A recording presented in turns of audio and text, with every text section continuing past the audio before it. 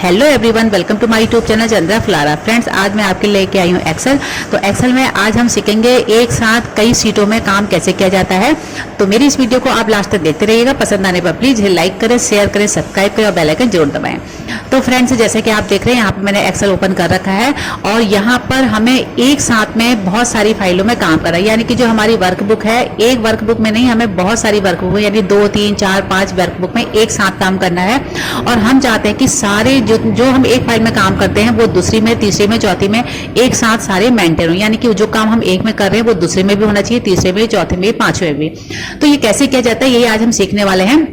तो फ्रेंड्स, सबसे पहले हम आएंगे व्यू टैब में और व्यू टैब में हम आएंगे यहाँ पर सबसे न्यू विंडो में आप क्लिक करेंगे। जैसे ही करेंगे तो यहाँ पर एक नई विंडो ओपन हो जाएगी। अब आपकी देखिए यहाँ पे दो विंडो ओपन हो चुकी हैं। अब कैसे पता चलेगा आपको दो विंडो ओपन हो गई? तो इसके लिए हम स्विच विंडो में जाएंगे और यहाँ देखेंगे आप बुक नंबर 1 और बुक नंबर 1, 2 लिखा हुआ है। अब यहीं पे हम एक और हम ले लेते हैं। अब मैंने यहाँ पे 2 ले ली है, यानी कि इस समय हमारे पास 3 वर्कबुक है। चौथी ले लेते हैं, देखिए 1.4 लिख के आ गया है और 5वीं लेते हैं। यानी कि हमने इस समय 5 हमारी वर्कबुक खुली हुई हैं। स्विच करके देखते हैं तो 1, 2, 3, 4, 5 और पांचों में जब हम एक में काम करेंगे तो अब पांचों में ही एक साथ हमारा काम होगा। और फ्रेंड्स, ये तभी पॉसिबल है जब आप यहाँ से न्यू विंडो करके लेते हैं, तभी आप यहाँ पे 5 या 4, 10 जितनी भी फाइलें लेते हैं, 1, 2, 3, 4, 5, 6, 7, 8, 9, 10 सब में एक साथ काम होगा।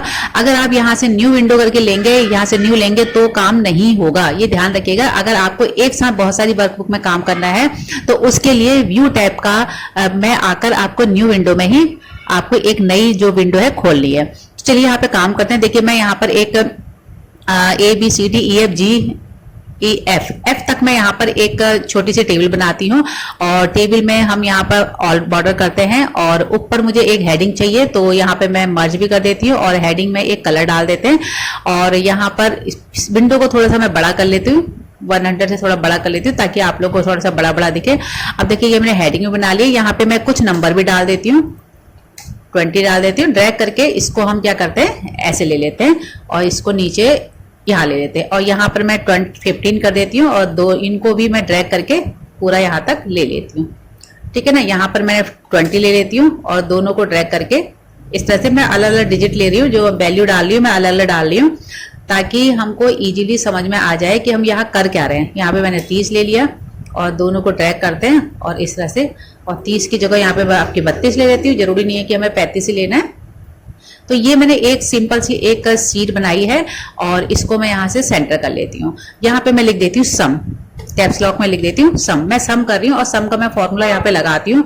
तो सम का फॉर्मूला लगाने के लिए यहाँ पर हमें टोटल निकालना है। टोटल निकालने के लिए यहाँ पे थोड़ा सा मैं कलर चेंज कर देती हूँ और एक साथ में मैं सिलेक्ट करती हूँ और आंसर के लिए जो मैंने सीट ली है, जो सेल लिए हैं, उनको भी सिलेक्ट कर लेते हैं, यानी कि इस कॉलम को भी सिलेक्ट कर लेते हैं।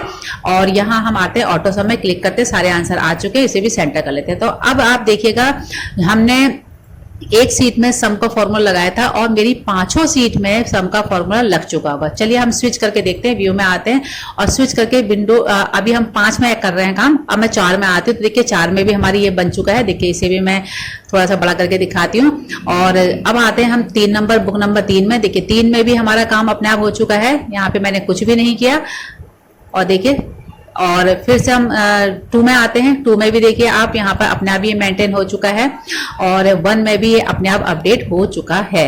तो इस तरह से एक साथ में हमने 5 विंडो में काम किया है और पांचों ही यहाँ पर एक साथ अपडेट हो रही है। अब देखिए एक में मैं कलर चेंज करती हूँ और जैसे ही मैं कलर चेंज करूंगी तो पांचों में अपने आप ही कलर चेंज हो जाएगा। मैंने येलो किया है।